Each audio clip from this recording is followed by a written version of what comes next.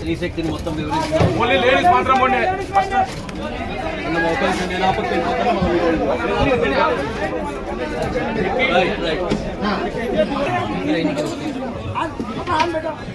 రాండి కా ముగ్గురు లోపలికి వచ్చేయండి. మహిళలు మాత్రం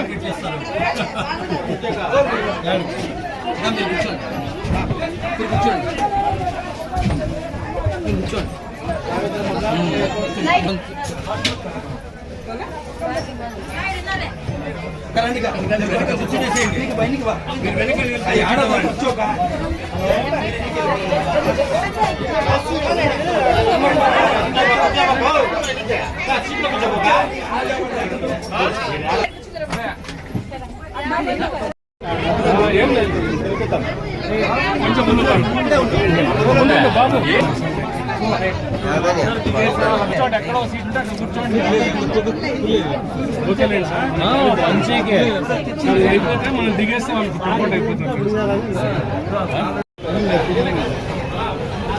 సార్ కొంచెం సైడ్ వచ్చేది సార్. సెకండ్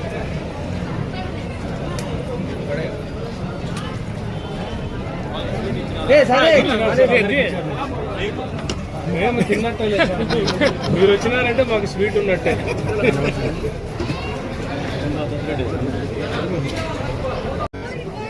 గట్టిగా పైకి పెట్టండి మేడం, అట్లా కనిపించండి. ఎందుకంటే రాష్ట్ర ప్రభుత్వం మీకోసం చేస్తుంది ప్రెస్టేజ్ స్కీమ్.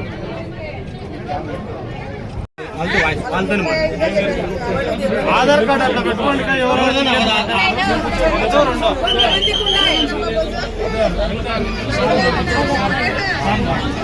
కొంచెం కొంచెం వెనక్కి కొంచెం బాబు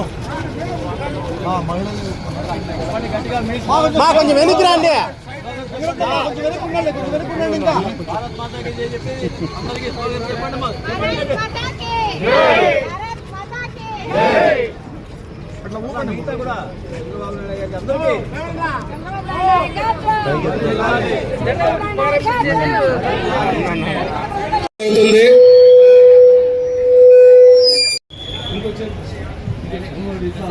పెద్దలు గౌరవనీయులు కదిరి డిపో మేనేజర్ శ్రీ మైనుద్దీన్ గారిని వేదిక మీదకి సాదరంగా ఆహ్వానిస్తూ ఉన్నాం.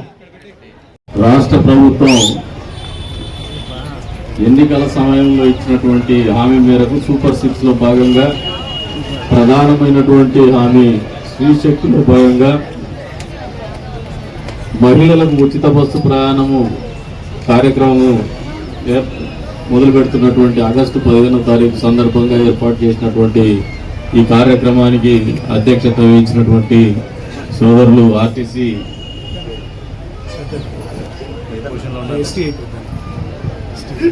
పెద్దలు ఎస్టీఐ పెద్దన్న గారికి, అదేవిధంగా పెద్దలు గౌరవనీయులు ఆర్టీసీ డిఎం మైనుద్దీన్ గారికి, వేదిక మీద ఉన్నటువంటి మా తోటి కూటమి కుటుంబ సభ్యులకు, నాయకులకు పేర్లు చెప్తామంటే పాపం వాళ్ళు ఇబ్బంది పడతారు. అందరికి కూడా మా కుటుంబ సభ్యులే వీళ్ళు. ఇచ్చేసినటువంటి వేదిక మీద ఉన్నటువంటి మా కూటమి కుటుంబ సభ్యులకు, మా సోదరిమణులకు పాత్రికేయ మిత్రులకు అందరికి కూడా పేరు పేరున నమస్కారాలు. అదే రకంగా 79వ స్వాతంత్ర దినోత్సవ శుభాకాంక్షలు. ఒక మంచి రోజు, కులాలకు మతాలకు లింగ భేదం లేకుండా మనమందరం కూడా సంతోషంగా ఒక పండగ జరుపుకునేటువంటి జాతీయ పండగ రోజున మిమ్మల్ని గౌరవిస్తూ ముఖ్యమంత్రి గారి ఆలోచన చేయడం అనేది మొదటిగా ఒక అద్భుతమైనటువంటి విషయం అని చెప్పేసి కూడా మీకు ఈ సందర్భంగా తెలియజేస్తాను. మామూలుగా మొన్నటి వరకు టీవీల్లో చూస్తుంటారు, మహిళలే మహారాణులు అని చెప్పేసి టీవీ షో చూస్తుంటారు. చూసినారమ్మా? అందరూ చూసినారా? ఇది ఆ షో అయిపోయింది, మర్చిపోయి ఉంటారు. దాదాపు 2 సంవత్సరాలు 4 సంవత్సరాలు అయింటుంది అనుకుంటా. ఇప్పుడు నిజ జీవితంలో మహిళలే మహారాణులు అని చూపించేటువంటి కార్యాచరణలో పెడుతున్నటువంటి ఆలోచన కానీ, మీ పట్ల గౌరవం కానీ, ప్రేమ కానీ, అంకిత భావం కానీ, మీ జీవితంలో సాధికారికత సాధించాలనే ఒక ఆలోచన ఉన్నటువంటి నాయకత్వం ఆలోచన చేస్తే ఇది వాస్తవ రూపం దాల్చుతుంది అనేది వాస్తవం అని చెప్పి మీ అందరికి కూడా తెలియజేస్తా ఉన్నారు. ఇందాక వక్తలందరూ కూడా చెప్తూ వచ్చున్నారు, ఈ రాష్ట్రంలో మహిళలకు మొదటి దర్జానిచ్చిండేది తెలుగుదేశం పార్టీ ఆవిర్భావం తర్వాతే. స్వర్గీయ నందమూరి తారక రామారావు గారు మహిళలకు ఆస్తిలో సమాన హక్కు కల్పిస్తూ మొదలు పెడితే, మళ్ళీ చంద్రబాబు నాయుడు గారు డ్వాక్రా మహిళా సంఘాలని తీసుకొచ్చు.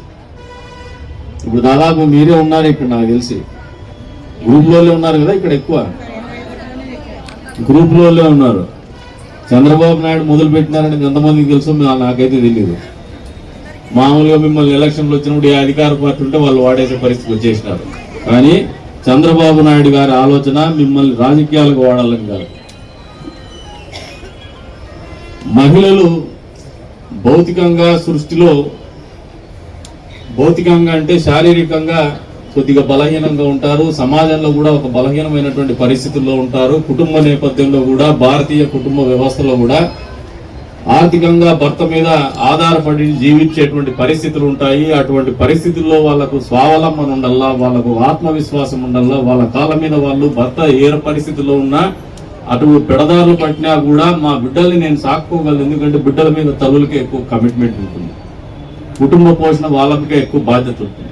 ఆ ప్రేమానురాగాలు ఉన్నాయి కాబట్టి మీకు సమాజంలో గౌరవం ఉంది.